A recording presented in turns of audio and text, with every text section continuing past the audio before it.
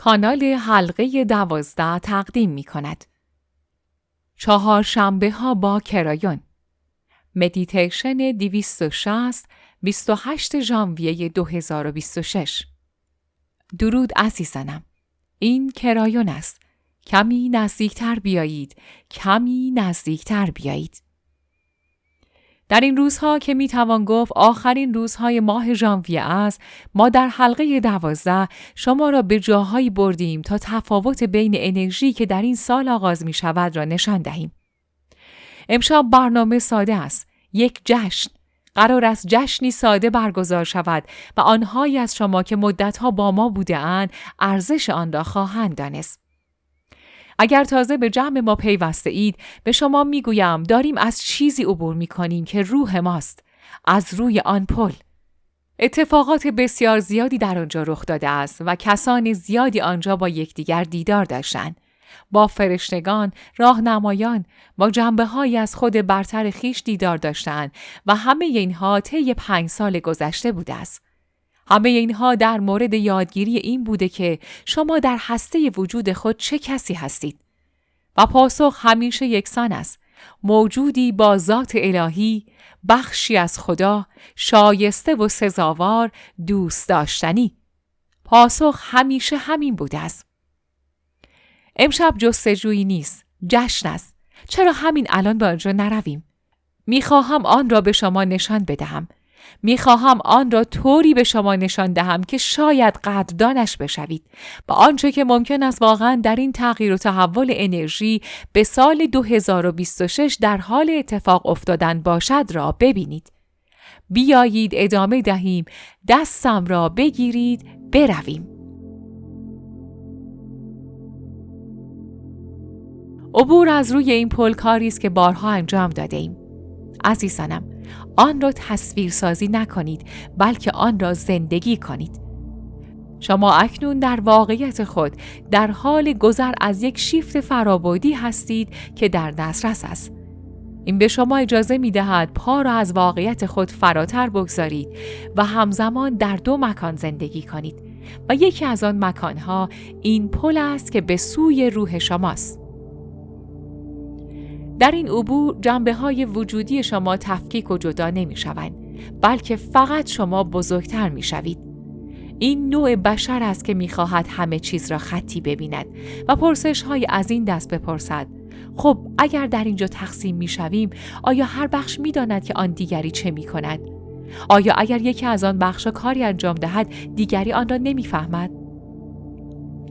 شما متوجه نمی‌شوید که این عبور یک شکاف در تار و پود وابستگی هاست.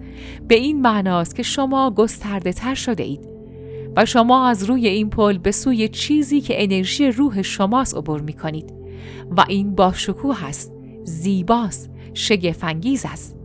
در آنجا عظمتی وجود دارد. دوباره اندکی از آنچه تجربه نزدیک به مرگ نامیده می‌شود را احساس می‌کنید. زمانی که در برای لحظه‌ای باز می شود و آن انسان‌های در تجربه نزدیک به مرگ همه چیز را می بینند و سپس وقتی در بسته می شود آنها تعجب می کنند و می پرسند آن چه بود؟ می خواهم به آنجا بروم. خب شما همین حالا آنجا هستید، در آن تجربه، اما نه در مرگ بلکه در زندگی و انتخاب. حتی می توانید بگویید که در وضعیت صعود هستید. شما قادر به انجام این کار هستید. وقتی به این مکان زیبا می روید چه می بینید؟ و آیا می خواهید آن را چنین بنامید؟ مکان زیبا؟ شما در اینجا انرژی که هسته همه چیز است را می بینید. این روح شماست. ما گفته ایم که روح یک چیز جداگانه نیست. این تفکر خطی شماست که می گوید یک روح چیزی است که تنها با خودش آنجا کنار ابر ایستاده است. شما درک نمی کنید که وقتی به درون روح خود قدم می گذارید در واقع وارد جهانهای فرابودی می شوید. همه چیز آنجاست چون شما آنجا هستید. زمان وجود ندارد چون شما آنجا هستید. این بخشی است که نمی توانیم برای شما توضیح دهیم. اما عزیزانم، روح شما بسیار بزرگتر از آن است که حتی بتوان تصور کرد. بزرگتر از هر چیزی که به شما نشان داده شده. اخیراً از طریق درها چه چیزهایی را به شما نشان داده ایم؟ در میان آن چیزها یک در هم هست که ما به شما فقط یک بار اجازه عبور از آن را دادیم، چون آن در ابرآگاهی شماست. ما زمانی دوباره به آنجا خواهیم رسید. اما اکنون می‌خواهم از دری که 5 سال از آن گذشته ایم عبور کنید. این در کوچکتر است و درست اندازه شماست و بر بالای آن نام شما نوشته شده است. نامی که آن را نمی‌توانید تلفظ کنید، زیرا قبلا هرگز آن نام را با حروفی که اکنون می‌بینید ندیدید. این حروف دائما در حال تغییرند. واقعا ساده است، اما در حال حاضر برای آگاهی شما قابل درک نیست. شما از اینجا عبور می‌کنید و وارد اتاقی بزرگ و با شکوه می‌شوید. ممکن است بگویید که همه چیز در آنجا مزین و آراسته به نور الهی است. گویی قرار است جشنی بزرگ در آن برپا شود، بسیار با شکوه و خیره کننده است. و می‌بینید که این اتاق فارغ از این که هر کدام شما چه تعریفی از جشن دارید، مخصوص برپایی جشن و شادمانی است. اما به راستی جشن چه مفهومی برای شما دارد؟ چه می‌کنید وقتی دریابید واقعاً جشنی برای هیجان و شادی کسانی که دوستشان دارید و نیز برای خودتان وجود دارد؟ تقریباً شبیه تولد همزمان تعداد زیادی کودک است و در چنین لحظاتی چنین مهمانی‌ها و دور همی‌ها و جشن‌هایی برپا می‌شود.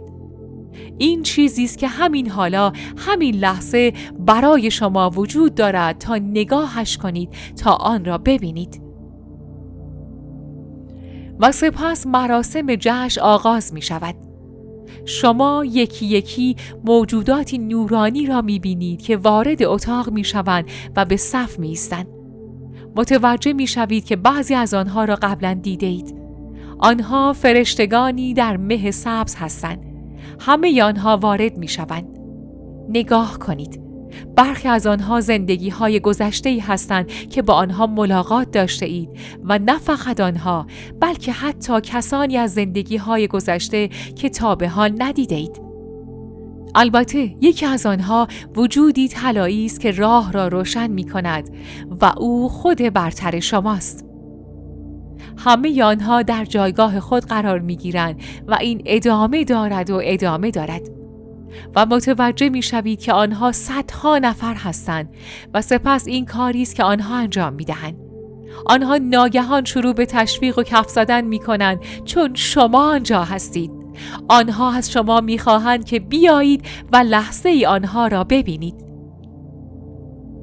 کاری که قرار است انجام دهند تشکیل صفی است برای تبادل انرژی و هر یک از آنها منتظر میمانند تا صبورانه دست شما را بفشارند. وقتی با آنها دست میدهید به چشمهایشان نگاه کنید و آنها میگویند آفرین، کارت عالی بود.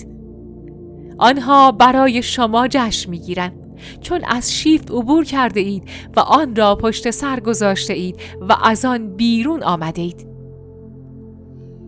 اکنون آنچه را که میدانید، آگاه شده اید، به سطحی بالاتر قدم گذاشته اید. اکنون چیزی را دارید که قبلا هرگز پیش از این نداشته اید. از میان آن صف استقبال عبور کنید. چقدر طول می کشد؟ آیا اصلا مهم است؟ اینجا زمان وجود ندارد. اگر 1 ماه طول بکشد که به چشمای هر کدام از آنها نگاه کنید چه؟ بعضی از آنها همان کسانی هستند که در زندگی‌های گذشته خودتان بودند. برخی از آنها فرشتگانی هستند که در تمام لحظات سخت زندگی به شما کمک کردند و همه آنها یک کلمه میگویند و آن یک کلمه این است: متشکرم، دوستت دارم. و سپس سراغ نفر بعدی می روید. آنها ناپدید نمی شوند، فقط می مانند و آنجا می مانند چون می خواهند شما را ببینند، قهرمان امروز. بمانید و از این محافظت کنید. و اگر فکر می کنید که وقت ندارید، می خواهم به این موضوع فکر کنید. هنگامی که به خواب می روید به اینجا بازگردید و صف را ادامه دهید. این به شما کمک می کند که به خواب بروید. مهم نیست چه اتفاقی در زندگیتان می گذرد عزیزانم. به این دلیل است که شما را این گونه دوست دارم. حلقه 12 امشب متعلق به شماست. هر چقدر که بخواهید می توانید اینجا بمانید و این کارها را انجام دهید. وقت جشن گرفتن است و این چنین است.